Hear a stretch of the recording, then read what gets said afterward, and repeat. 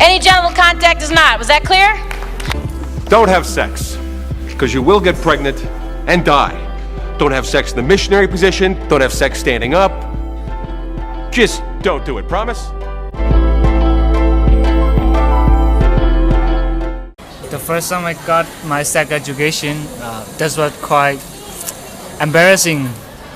We have been trained for how to use condom, and among many students, I was the only boy, and there was a lot of girls. We have a competition to use like how to use condom, and I couldn't make it, and my girlfriends made it, and then at that time I was 16 and I don't know how to use it, so I lose, and that was embarrassing.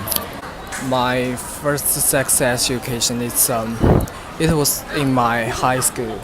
Actually, it's a little strange when I first got this education. Yeah, it's kind of awkward. Back when I was 4 years, I asked my parents where the baby comes from, but they didn't answer the question.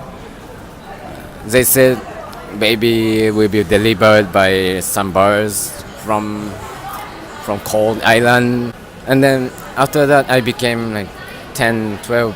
I have 2 years older brother. He taught me from the sexual education from the school that man and woman get connected, and those procedures baby will be made in woman's body.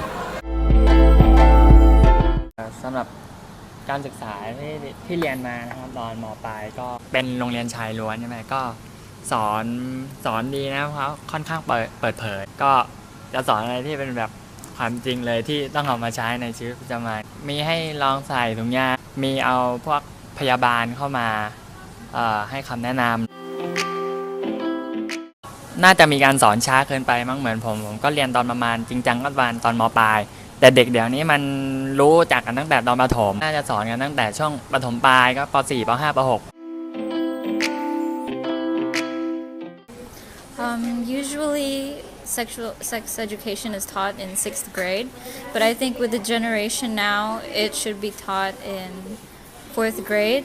Even kids who are just 11 or 12, they already know these things and they see it in the media, so it's much better that they get educated about it earlier.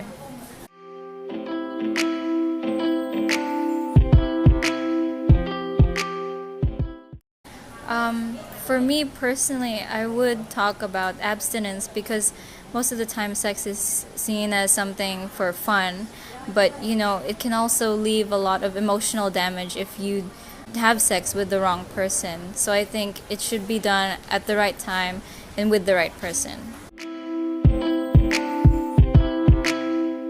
Mostly because I think they don't have like a really well education like the government school. They never teach about sex.